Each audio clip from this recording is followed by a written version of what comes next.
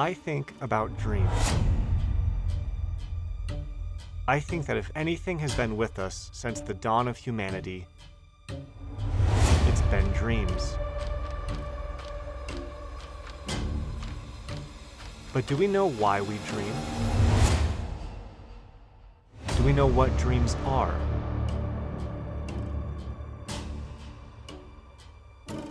Well, join me as I seek to answer that question.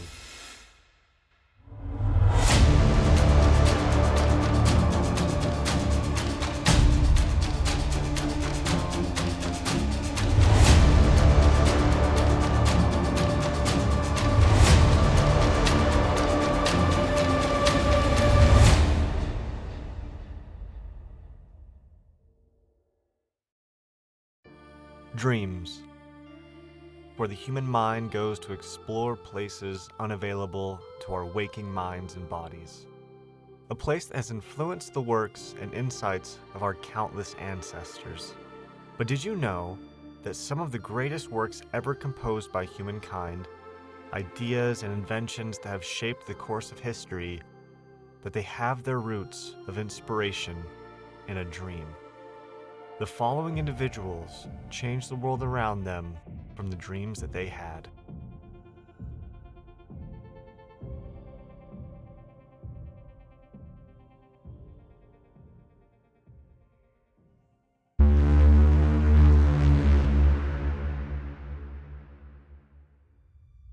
January 10th, 49 BCE.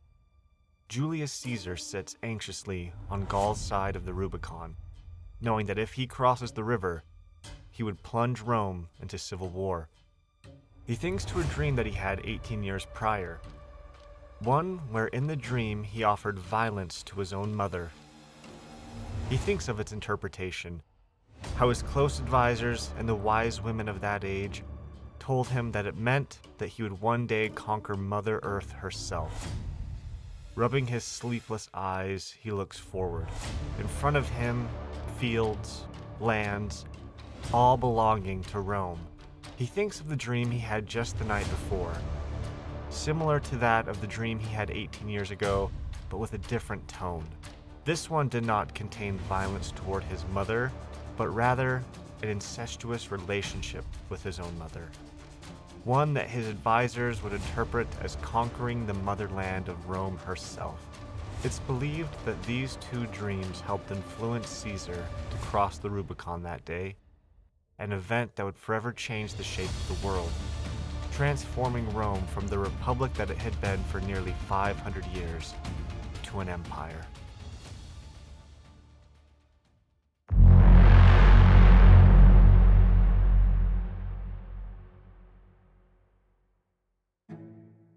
The year is 1713.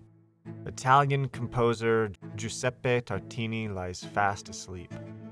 His mind wanders, then he enters the dreamscape. On this night, Tartini would have a dream that would change his life forever and allow him to create a masterpiece called the Devil's Trill Sonata, which is still his most notable work of music to this day. In conversations with his friend, Tartini himself described the dream as follows. One night, in the year 1713, I dreamed I had made a pact with the devil for my soul. Everything went as I wished. My new servant anticipated my every desire. Among other things, I gave him my violin to see if he could play. How great was my astonishment on hearing a sonata so wonderful and so beautiful, played with such great art and intelligence, as I had never even conceived in my boldest flights of fantasy. I felt enraptured, transported, enchanted. My breath failed me, and I awoke. I immediately grasped for my violin in order to retain, in part at least, the impression of my dream. In vain. The music which at this time I composed is indeed the best I have ever wrote, and I still call it the Devil's Trill, but the difference between it and that which so moved me is so great that I would have destroyed my instrument and have said farewell to music forever if it had been possible for me to live without the enjoyment it affords me. To find inspiration for a song in a dream is one thing, but this was more.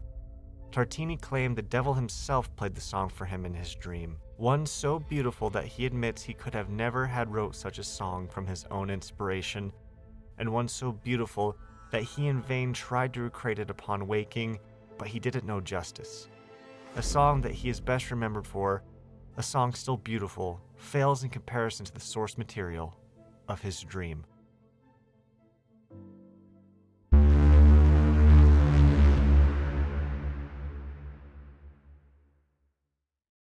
Have you ever had an idea, only for someone to have the same idea as you? And you both came up with this idea around the same time? Imagine if it's the 1800s and your idea is the theory of evolution itself. Alfred Russel Wallace, an English-born naturalist, anthropologist, and biologist, developed the theory of evolution independently from Charles Darwin. In fact, in 1858, Darwin received a letter from Wallace outlining the same idea that Darwin was working on. The two jointly submitted their works to the Linnean Society of London, and thus the theory of evolution was born. But how did two strangers in different parts of Europe independently come up with the same idea? Well, Wallace attributes that the idea came to him, in part, due to a feverish state that took place in 1858. Wallace wrote this in his autobiography: "I was suffering from sharp attacks of intermittent fever, and every day during the cold and succeeding hot fits, I had to lie down for several hours, during which time I had nothing to do but to think over any subjects that particularly interested me. While lying in bed, suffering from the fever, trying his best to sleep, Wallace hallucinated the theory of natural selection. Realizing that species evolve in order to adapt to their environment. It was this dreamlike state that Wallace found himself in that helped him discover an idea alongside Darwin that would go on to shape modern biology itself."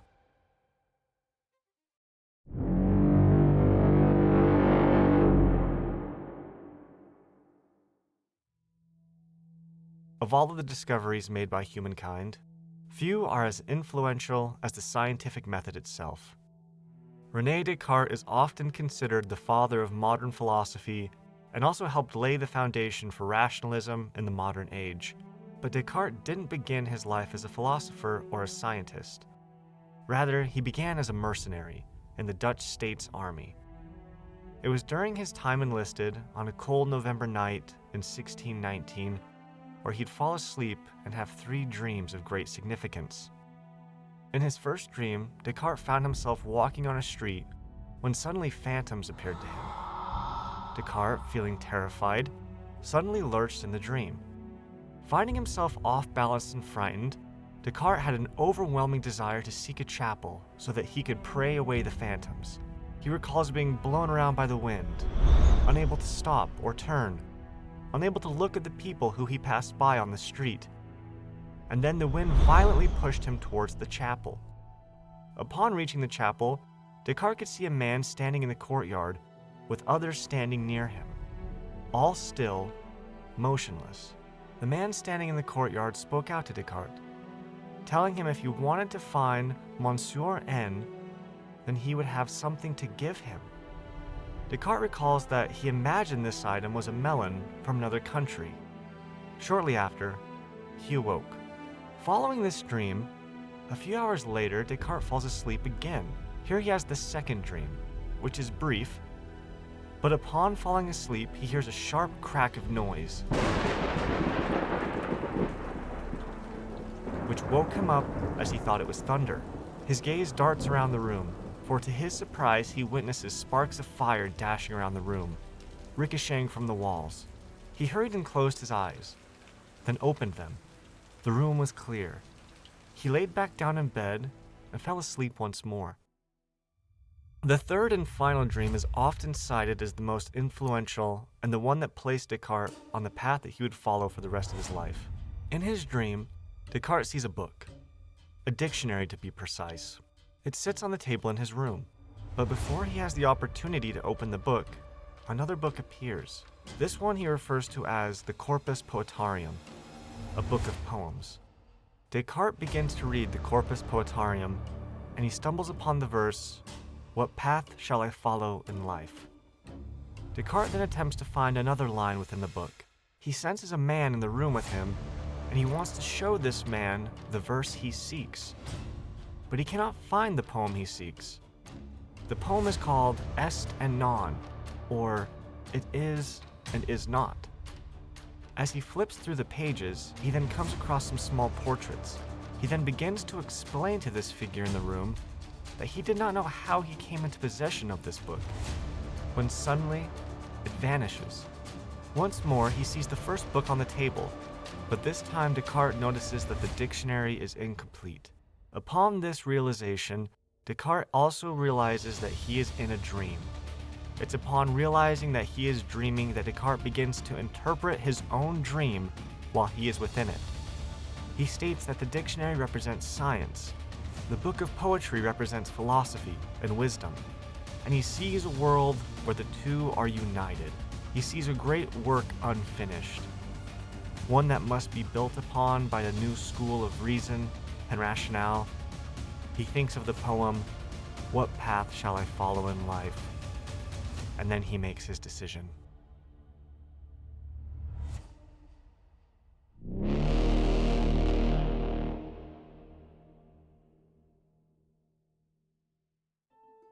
Regarded as one of the greatest mathematicians to have ever lived, compiling nearly 4,000 mathematical results independent of other mathematicians, Srinivasa was also regarded as an interpreter of dreams, contributing his success to the dreams he had himself. In his dreams, Srinivasa would see the god Narasimha, who would show him scrolls of mathematical equations. The scrolls would unroll before his eyes, and upon waking, Srinivasa would write down what it was he had seen in his dreams, thus allowing him to create novel equations with mathematics that are still in use to this day, one of which called Mach theta functions, something Srinivasa created in 1920, wasn't even able to be fully utilized and understood in a practical sense until 2001, when the equation was finally proved to be true. On a side note, Don Newman in the 1950s found himself struggling to solve a mathematical equation while at MIT. Frustrated and unable to solve the equation, Newman went to sleep. In his dream, John Nash, another brilliant mathematician, appeared in Newman's dream and showed Newman the solution to the formula. Upon waking, Newman was able to solve the equation. For these two mathematicians, it seems that their dreams revealed to them what their conscious minds could not.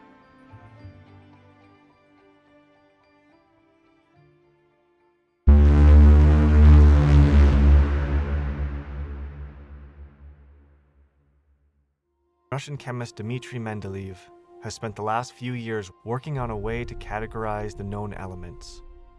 For what has seemed like an eternity, Mendeleev has spent the last 2 years in intense focus, desperate to find the solution to the problem at hand. Laying in bed, Mendeleev drifts to sleep and enters a dream. In this dream, Mendeleev sees a table, and then he sees all of the known elements. One by one, the elements fall into place right before his own eyes. Once all have finished falling into place, to his surprise, Mendeleev was now looking at the solution he had been seeking for years, the culmination of all of his work, laid out neatly onto a table of elements. Immediately upon waking, Mendeleev would write out what it was he saw in his dream, and further he would speculate that the table was missing elements, which he would add to it. In March of the same year, he would present his work to the Russian Chemical Society, and from there, the rest is history.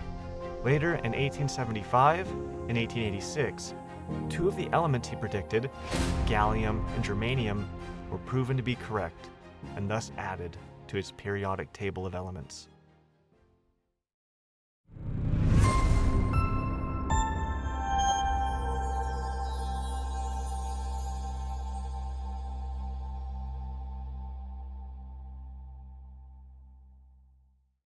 Come on. No, don't wrap yourself up in the cord. Hi. This is a different room that I was in last time, and this is a light stick. And I thought that I could buy all the cool gadgets and set up this nice room and have these lights on, and it would sound great and it would look great. But then I realized that my basement behind this beautiful bookshelf is perfect lighting. So I went and got these things for nothing. Also, probably want to move this because it doesn't look aesthetic. You'll see behind me one thing on the bookshelf. And I was thinking about getting a bunch of things that I really like and all of my books and put them on the bookshelf. And then I thought, what if, is that camera tilted? That camera looks a little tilted. Okay, camera's tilted. I was thinking about putting all of the things I already own on the bookshelf, but I thought a neat idea would be to put new things, like one new thing for every video. And hopefully if I ever make 100 or 1,000 videos, this thing will be filled up with all sorts of cool knickknacks. And so I have one thing, and it's the Egyptian Book of the Dead. My friend got it for me.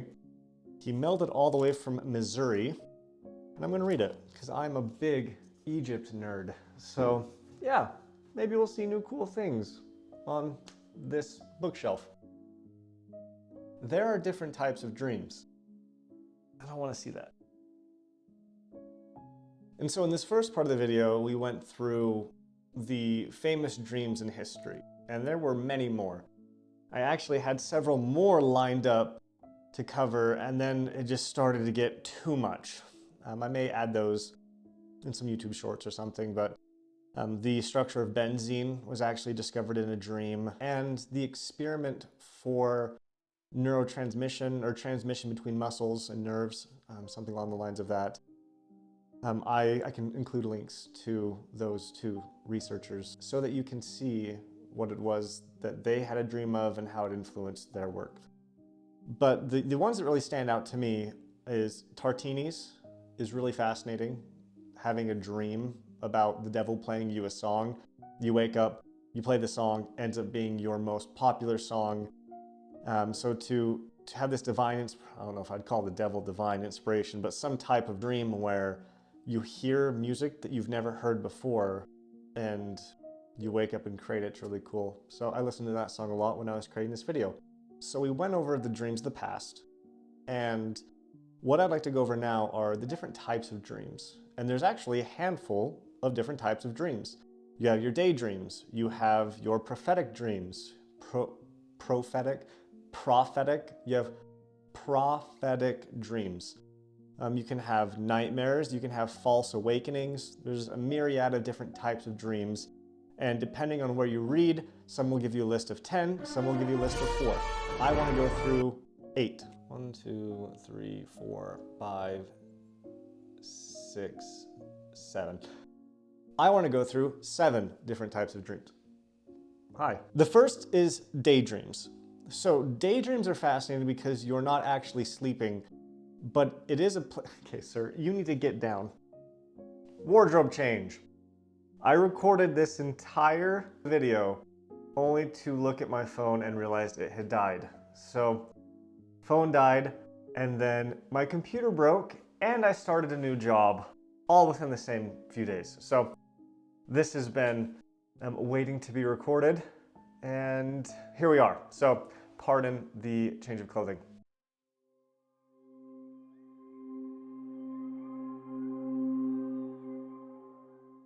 We've all had daydreams. And daydreams are a place in time that's not in our REM cycle when we're asleep, but actually when we're awake, where our mind can hallucinate imagery or scenarios. Research has found that if you have daydreams and you focus them on the positive elements of a relationship, whether it be with a partner, with a spouse, with a parent, that those relationships can actually improve in quality. Now, the inverse can be true, where if you're constantly daydreaming about a negative situation or constantly daydreaming about, your relationship with your partner and how terrible it is, it's going to degrade that quality of the relationship. There is a disorder which is called maladaptive daydreaming. And the key tenets to maladaptive daydreaming is that you can't stop. So you'll spend hours of your day either sitting there or laying in bed daydreaming about the perfect life, or daydreaming about things that you want to achieve, but because you're daydreaming, you're not actually achieving them. And this can be very detrimental for someone's health and well-being, where they're daydreaming more than what they're doing in their waking hours.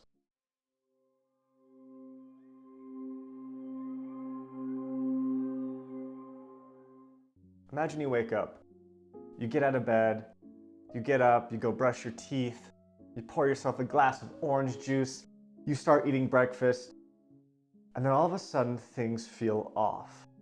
You realize that the microwave's in the wrong part of the house. And then everything starts to get blurry and fuzzy, and then you actually wake up. This is a false awakening. And in fact, false awakenings can happen in a loop, where maybe you wake up, you brush your teeth, you make breakfast, and then you realize you're dreaming. You wake up, and you're like, okay, this is it. I'm actually awake. And then you get up and you start your routine, only to wake up again. You can get caught in false awakening loops. Bertrand Russell actually claimed that coming out of anesthesia, he experienced 100 false awakenings back to back to back to back, which would be terrifying to wake up, start your morning, get to work, and then again, you wake up and you do it again and again and again 100 times. So Cecilia Green actually outlines that there are two types of false awakenings, a type 1 and a type 2. A type 1 is fairly common, where it's you wake up, maybe you feel like you're late for work, you go brush your teeth, and then you realize something's out of place a little bit, and then you wake back up in real life. Or you wake up and you're still dreaming, of course, and you lay there for a little bit, and then you actually wake up, and it's almost like this odd feeling of like, whoa, I thought I just woke up, but now I'm actually awake. Type 1 false awakenings are typically where bedwetting occurs. Random fact for the day. What will happen is you wake up in the dream, you go into the bathroom to relieve yourself, and then you realize, oh, I'm dreaming. You wake up, boom, waterbed. The second type of false awakenings focus more on a heightened level of excitement or stimulation or dread, where not only do you wake up and perform normal tasks thinking that you're awake, but things feel off, so much so that it can excite you into waking back up. And this can be in a good way or a bad way. It can be you look outside and you see that it's raining spaghetti and meatballs, and that is the fantasy you've always wanted, and it's so exciting that you wake up.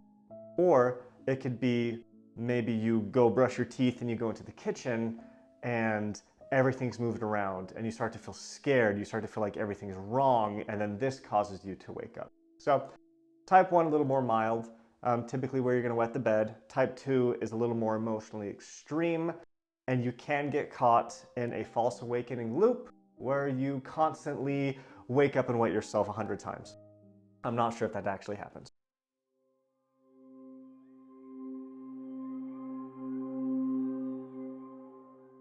Have you ever had a dream where you realize you're dreaming? That is a lucid dream.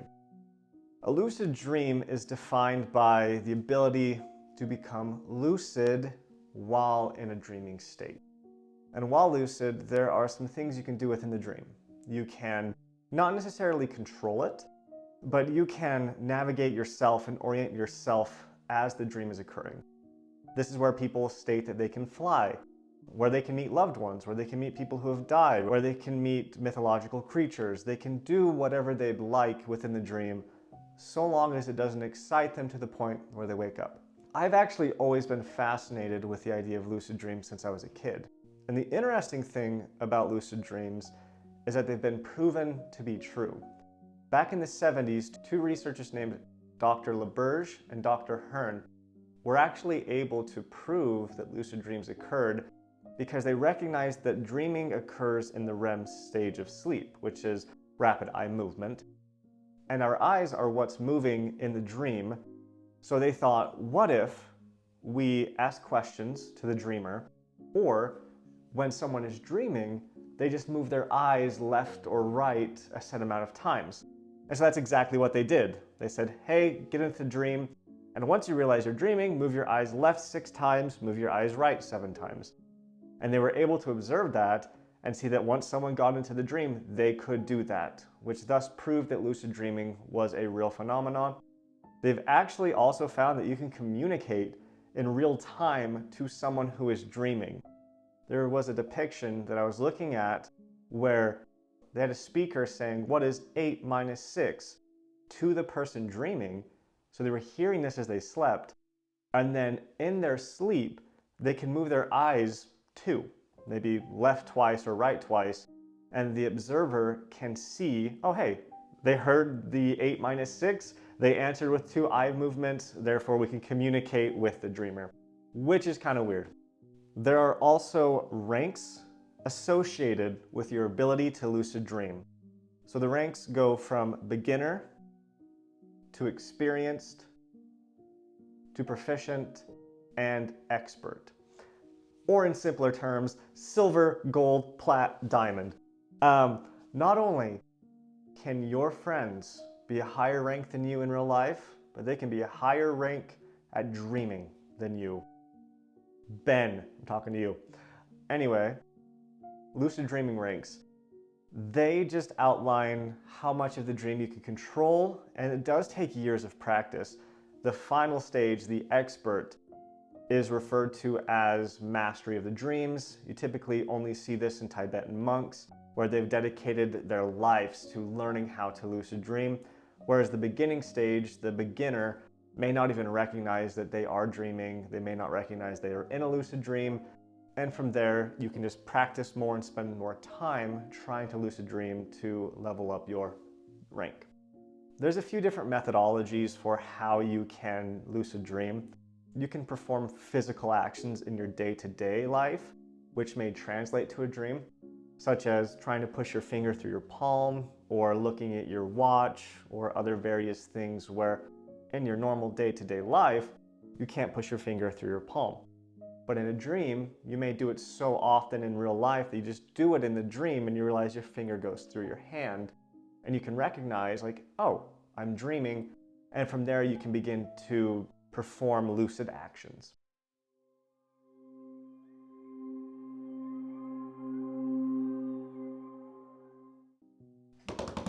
Nightmares. So nightmares are something that's fairly common in human history. The word nightmare actually comes from the word mare, which in Old English means goblin or demon, or you could say it in Dutch, which is nachtmerrie, which is so pretty.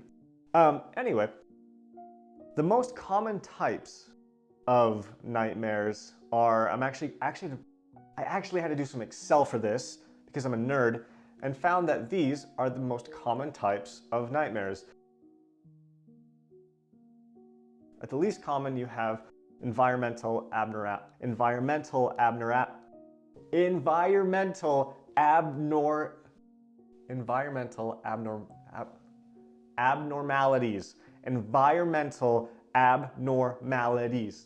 The most common types of nightmares are violence. Feeling like you are going to be physically or violently hurt, feel like you're going to be assaulted. This could include being chased by someone and then being captured and harmed by them.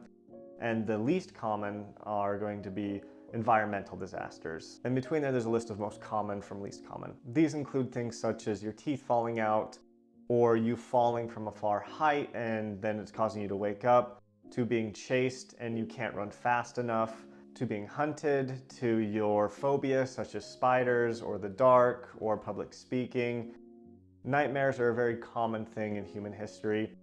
It's really defined by an unwanted or unwelcoming emotion behind the dream. It's a negative place to be.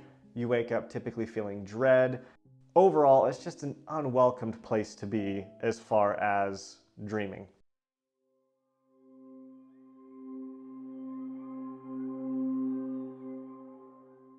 Prophetic dreams.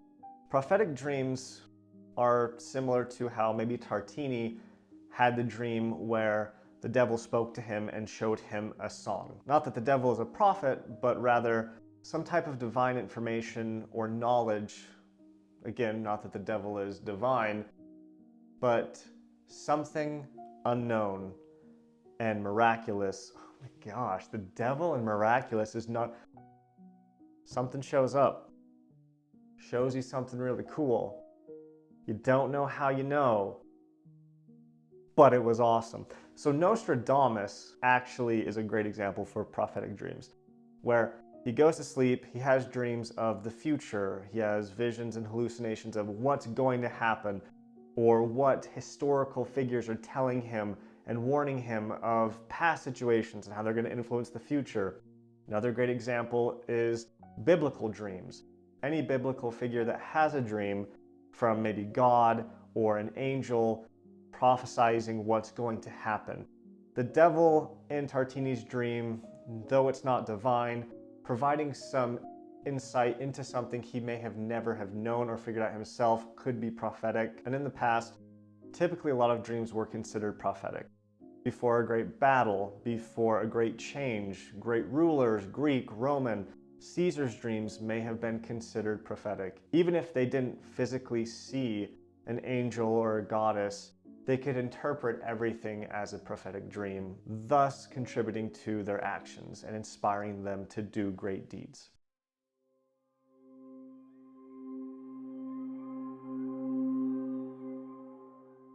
Reoccurring dreams. Reoccurring dreams are, as they're described, a dream that reoccurs. And it's pretty common. People will typically dream of the same thing. And this can be a social fear. This could be having a reoccurring dream of speaking in front of a crowd and you're stumbling on your words. This could be a reoccurring dream of being chased by something or someone. Psychologically, this could mean trauma. This could be a way that you're coping through the trauma, or you have unresolved trauma that you're working through. If you were assaulted or abused when you were younger, you may have recurring dreams of abuse and trauma that you have yet to resolve. Recurring dreams could also represent an unmet psychological need, such as needing to be loved or needing to eat food. If you haven't had those things in a while, you could then start having recurring dreams about those things, where maybe you're lacking parental love or parental support. You could have recurring dreams of your mother or father being supportive of you. Maybe you're starving and you haven't eaten in a few days. You could start having dreams of food, which could also be a prophetic dream because cheeseburgers. So that being said, recurring dreams could be a keyhole into identifying things that you're dealing with or things that you're struggling with that you may need to work through.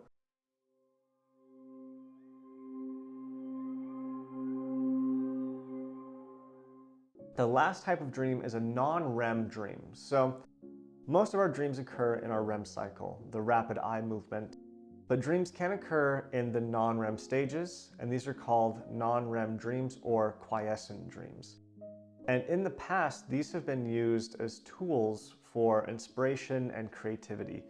Thomas Edison would actually use non-REM sleep and have non-REM dreams to come up with new ideas and inventions. And how he would do this is he would take steel balls and he'd put them in his hand, and then as he would fall asleep, he would have maybe a metal pan or be on a wooden floor. But as he fell asleep, his hand would get tired and then he would turn or maybe drop his hand and the balls would hit the ground and kind of shock him and wake him up because of the loud noise. But in that moment where he was drifting to sleep and maybe having dreams, he would write down anything that he saw, anything that he thought of, thinking that he was tapping into a different pool of knowledge, wisdom, and insight than his conscious mind could. So dreams can occur outside of REM. They're typically mundane, they're foggy, they're not very vivid, and often we don't remember them, but they can occur and they have been used as tools to be creative with.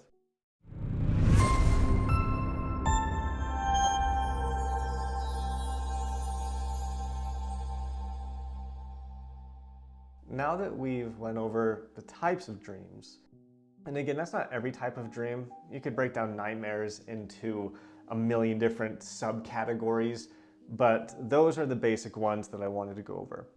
Now that we went over those, we can begin to investigate what is a dream and what does science say about it? What are the meaning of dreams? Is there any meaning? And it's hard to talk about dreams without referencing our boy, Sigmund Freud.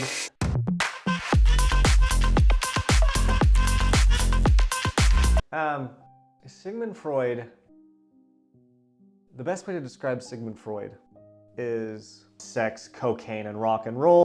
When taking psychology classes at college, they said, we teach you about Sigmund Freud because he helped start psychology, but he was wrong. And that's really Sigmund Freud in a nutshell, where the guy had some crazy ideas and he helped get psychology on its path that it is today, but a lot of his ideas and claims are unsubstantiated. They're impossible to prove. For some reason, the dude was focused on sex, cocaine, and rock and roll, and that doesn't create a really stable foundation for the school of psychology. Freud believed that dreams were often representations of subconscious desires, whereas if you had a dream about riding a wooden horse, that it probably meant you had penis envy and that the horse represented genitalia. So, yeah, guy was kind of wild. But he wasn't the first to tie dreams to meaning. In fact, finding meaning in dreams dates all the way back to the Egyptians and likely beyond that. Even before written history, I would assume we have individuals that are attributing meaning to the dreams that they're having. The Egyptians have dream beds, and these are described as temples where individuals would go and sleep on these dream beds in hopes of having prophetic dreams, in hope of having dreams that would help guide them in their waking life. And I actually couldn't find any images of dream beds. They're briefly mentioned, but it doesn't seem like we have any actual archaeological evidence of these aside from them being talked about. We have dream interpretation in ancient Greece. We have it in Rome. You see with Julius Caesar that he has dreams and it's interpreted as him needing to take over the world. So Freud wasn't the first to do it, but he was one of the first to look at it from an academic lens and try and tie it to psychology somehow. The subfield of psychology that studies dreams is called oneirology. And in biology, dreams are going to be looked at more through the lens of neurobiology, trying to figure out what is happening in the brain and what causes dreams, whereas psychology is looking more at, do dreams mean anything, and what is their psychological benefit or detriment in having dreams. So some of the first scientific theories of what dreams were go back to the 19th century. In the 1800s, Crick and Mitchison actually establish the notion that dreams are utilized as a place to deal with random information. They establish a theory called reverse learning. And the foundation of this theory is that the brain can be overloaded with information. We learn through visual stimuli all day, every day. And in our sleep, we need to unlearn some of this to avoid the risk of our brain having this catastrophic event where it explodes from information. Not literally, but that is the basis of reverse learning, is a place where dreams are meant to deal with parasitic information that we don't need, that's just lingering in our brains, so we're going to dump it to make new room for more information moving forward. It's similar to clearing your cache and cookies on your computer. That is what they believed dreams were, reverse learning. As we move into the 1970s, we get the activation synthesis hypothesis. Woo! Said that the first time. And what that does is that basically poses that dreams are random activity, that our brain is just activating and we're seeing random patterns of imagery, we're seeing random memories throughout the day or from the week prior, and there's really no rhyme or reason for it. It's more of just biological noise, and we're processing that as we sleep. These dreams can be emotional in nature, and that the dreams themselves are coming from the brainstem and processing in the amygdala and the hippocampus, which is responsible for our memories and for our emotional centers. So that's why dreams can be random, but also have an emotional sense to them. But in the end, activation synthesis poses that these are just random events occurring. The next theory is what I believe to probably be the most valid. The next one is called threat simulation hypothesis, and this poses that dreams are a place that we can work through threats. And this stems all the way back to cavemen, to our great ancestors, where if you would have dreamed of being chased by a saber-toothed tiger, and in the dream you recognize that you can grab a wooden stick and use it as a spear, you're going to have an evolutionary advantage to your peers who are not having this dream. And that dream itself may be the catalyst to building tools, to making the spear, which goes on to make the wheel. So the basis of this hypothesis is just that. It's you have dreams to work through situations that you can't actively work through in real life because they may be deadly. You may only get one opportunity in real life to be chased from a saber-tooth, whereas in the dream, you can have that happen hundreds or thousands of times and work through that. In 2001, A Space Odyssey, which may be a controversial opinion, but I don't really care for that movie, but in the opening scene, you have the apes and they touch the pillar and they have a vision of using bones as tools.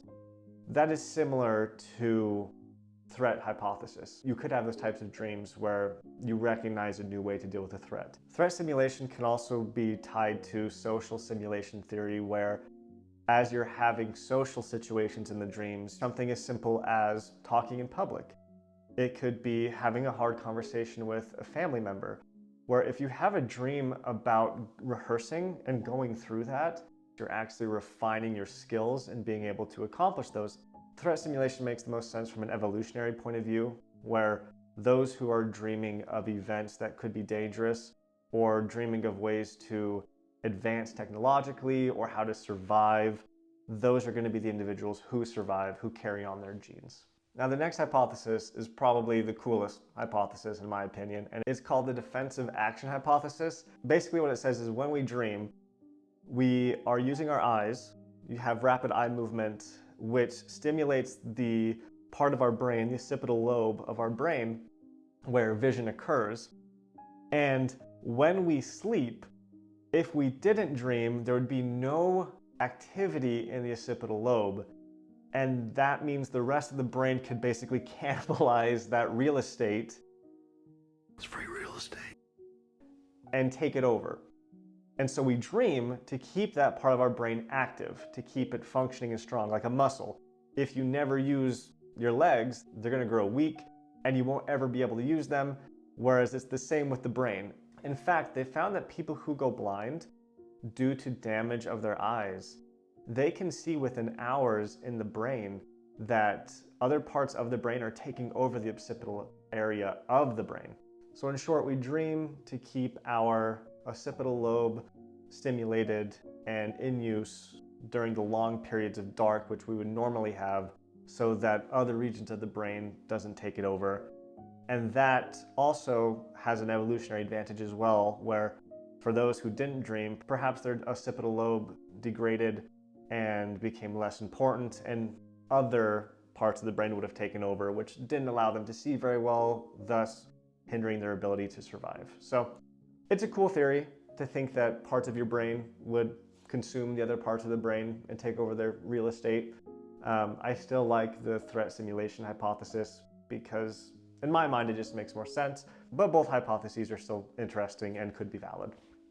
It's also difficult to talk about dreams without referencing Carl Jung, and his work is very dense, and he does spend a lot of time on dreams. And in his hypotheses, he references archetypes, which could be the animus, the anima, and the shadow. And that in our dreams, these archetypes can show themselves, and they can help guide us and direct us to what it is our subconscious wants and what we need in our conscious lives. And a way to put this is, if you're being chased by a killer in the dream, normally you'd wake up and think, oh man, I was being chased by a killer, that's scary. But Jung goes further to think, well, perhaps the killer is the shadow and you are the killer. And the dream represents you running from your animalistic desire to kill. And therefore, you should look into that and identify why is it that you want to kill. So it can get really dense. And even reading through it, I was getting a little lost on it. But it's the next level of what Freud represents, where everything represents sex and desire. Jung goes further and says, no, dreams represent archetypes. They represent the manifestations of what is desire and why do we have these desires, and the dark part of desires and the light part of desires, and the archetypes in our life. And when we dream about them, if we dream about the mother, it's more than just dreaming about your mom. Perhaps it's dreaming about the lack of being a mother figure. Perhaps it's a lack of the behaviors that constitute a good mother, and therefore you should look into those in your waking life. Jung is one of those, similar to the different types of dreams, that you could spend hours, you could spend a lifetime on Jung trying to figure out everything he meant by dreaming. But what I want to go over next is, what do dreams mean?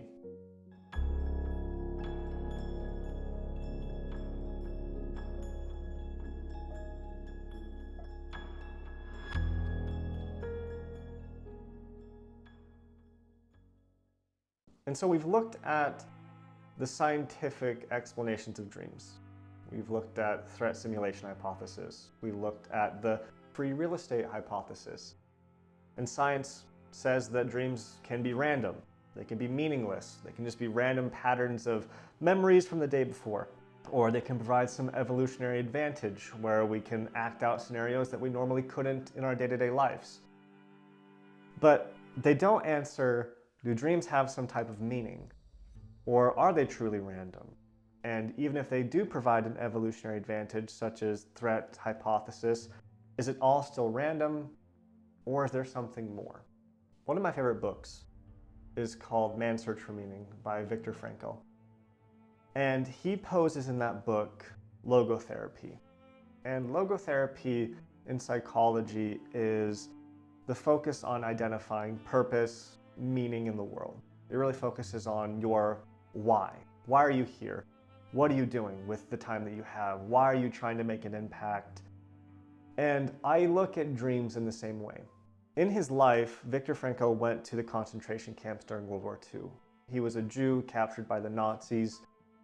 And while at the concentration camps, he realizes that he needs a strong why. He needs a strong purpose if he's going to survive these concentration camps and get out. Because if he doesn't have a purpose, if he doesn't attribute some meaning to his life and why he's there, he'll just wither and die. And so he establishes that his purpose, his meaning, the meaning for the situation is he needs to teach others about what happened there. And that gets him through the days. It gets him through the concentration camps, thus founding logotherapy. And so if you can apply that to any part of your life and say, okay, maybe objectively, there is no meaning here. Maybe a random car accident has no real meaning. Maybe it is a random act. But if you can attribute some meaning to it, maybe it's don't take time for granted. Spend more time with the people you love because you never know when they're going to get in a car accident. Or maybe it's you get fired from your job, and maybe it is a truly random event. Maybe they're doing layoffs and you were just randomly chosen. So objectively, it has no meaning, but you can't subjectively tie meaning to it.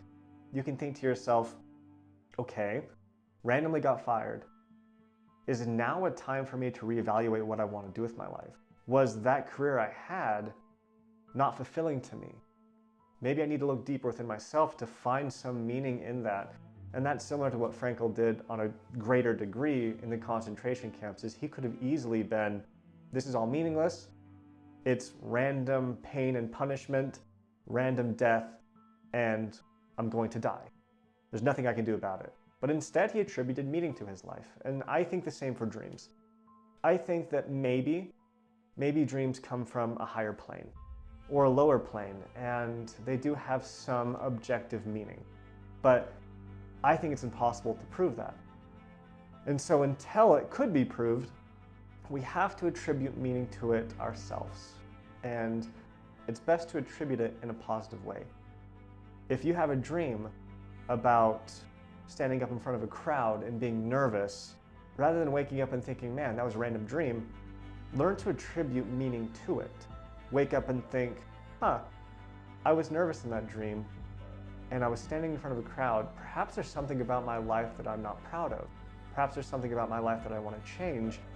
And maybe it involves my presentation to the people in public. Maybe it's a presentation of myself to my family. Maybe there's something I want to change. And I think that's where meaning can occur. I think you should be careful with this type of interpretation. I think people can go overboard on it. There's the likelihood that you dream that your partner cheats on you. You wake up in the morning thinking, oh, there's some divine inspiration that my partner's cheating on me or he's going to cheat on me.